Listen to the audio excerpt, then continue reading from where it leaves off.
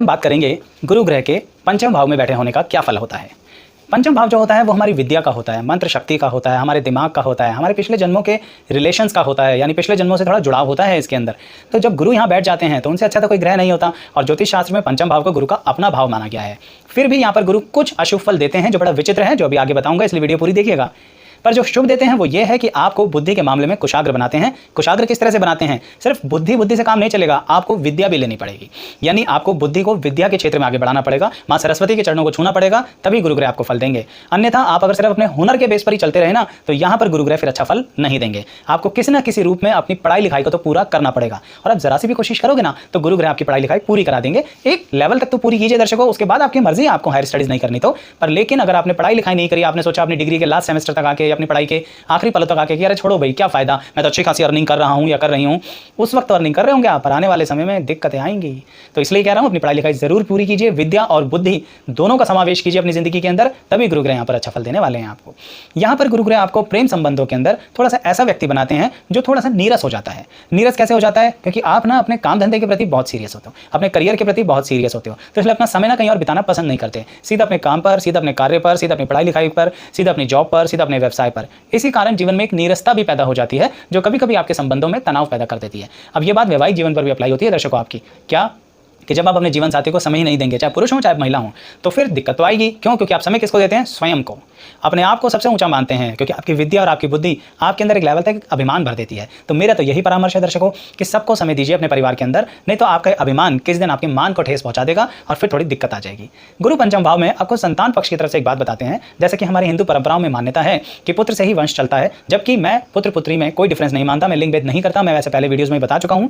फिर भी यहाँ एक बात कहूंगा कि हमारे शास्त्रों ने बात बोली है कि अगर कोई सिर्फ पुत्र की मंशा चाहता है तो गुरु पंचम भाव में आपको पुत्र संतान कम देते हैं। कभी कभी तो मैंने ये भी देखा है कि नहीं देते हैं, आपकी कन्या संतान ही अधिक होंगी। लेकिन दर्शकों, कन्या संतान आपकी बहुत हाई लेवल तक जाएंगी, जिंदगी में बहुत नाम कमाएंगी और आपका भी नाम में बढ़ोतरी करेंगी, यानी बहुत लाभ मिलेगा जिंदगी के अंदर उनके कारण, आप जाने जाएंगे अपनी कन्या संतान के कारण। जबकि मैंने अपने अनुभव से देखा है और शास्त्रों में भी लिखा है कि पुत्र संतान यहाँ कष्ट ही देती हैं, यानी एक सिंगल पुत्र भी आपके पूरे परिवार का नाम खराब कर सकता है। क्यों? क्योंकि उसके अंदर कारण है। जब गुरु पंचम भाव में बैठे हैं तो आप अपने पुत्र के प्रेम में इस कदर डूब जाते हैं जैसे राजा धृतराष्ट्र डूबे थे अपने पुत्रों के प्रेम में।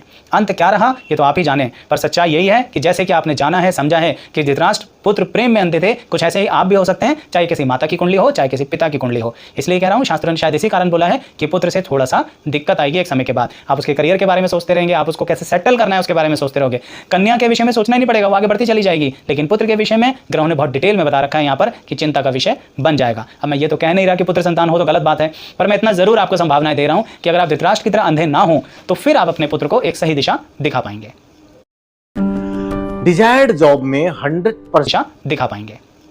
यहाँ पर गुरु आपको कहते हैं कि आप अपने बड़े बुजुर्गों का बड़ा आदर करते हैं, धर्म का भी बड़ा आदर करते हैं, धार्मिक क्रियाएं भी बहुत करते हैं, धार्मिक प्रक्रियाएं भी बहुत करते हैं, लेकिन फिर भी आपको अपने कर्म का फल उतना नहीं मिलता। ये बात पक्की है, यानी अगर आप 100 की मेहनत कर रहे हैं ना तो आपको 90 ही फल मिलेगा, ये बात पक्की है। इसीलिए मैं कहता हूं कि आपको कहीं ना कहीं मनोदास नहीं करना है, आप अपनी राह पर ठीक ठाक ही जा रहे हैं, उसमें कोई दिक्कत नहीं है, क्योंकि गुरुग्रह आपको बार बार नए नए रास्ते निकाल के दे देंगे। आपको बेरोजगारी का मुंह नहीं देखना पड़ेगा, तनाव रहेगा, डिफिकल्टी रहेगी, जॉब भी छूट सकती है, काम धंधा थोड़े समय के लिए बंद हो सकता है, लेकिन गुरु पंचम भाव में आपको एकदम से कहीं दूसरी रास्ता बना देंगे और वहां से आप आगे निकल जाएंगे। तो इसलिए एकदम से इतनी चिंता करके अपनी सेहत पर और स्वयं पर ज्यादा नुकसान मत दीजिए दर्शकों, क्योंकि गुरु पंचम भाव में आपकी सेहत पर थोड़ा सा एक ऐसा इफेक्ट डालते हैं जिसके कारण आप चीजों को एकदम से कंट्रोल नहीं कर पाते हैं। अगर आप अपनी विद्या को पूरा करें, कौन सी विद्या? यहां मैं एक बात कहूंगा आपसे कि ऐसी विद्या जिसके कारण आप स्टॉक मार्केट को समझ पाएं, स्टॉक एक्सचेंज को समझ पाएं, म्यूचुअल फंड्स को समझ पाएं, बैंकिंग सिस्टम को समझ पाएं। अगर ऐसा आप कर पाते हैं तभी शेयर मार्केट में पैसा लगाइएगा। किसी के कहने पे अगर आपने शेयर मार्केट में पैसा लगा दिया तो अपना पैसा डुबोने के लिए तैयार हो जाइए। लेकिन अगर खुद का अनुभव लिया, पूरी जानकारी ली, पूरी विद्या ली और फिर शेयर मार्केट की फ्लक्चुएशंस के अंदर आप कूदे तो नुकसान नहीं होगा, तो फिर आपको लाभ जरूर होगा। यानी स्टॉक मार्केट से कैसे कमाना है, स्टॉक एक्सचेंज से कैसे कमाना है, फ्लक्चुएटिव मार्केट से कैसे कमाना है, ये मैंने आपको बताया अगर गुरु आपके पंचम भाव में बैठे हुए हैं तो।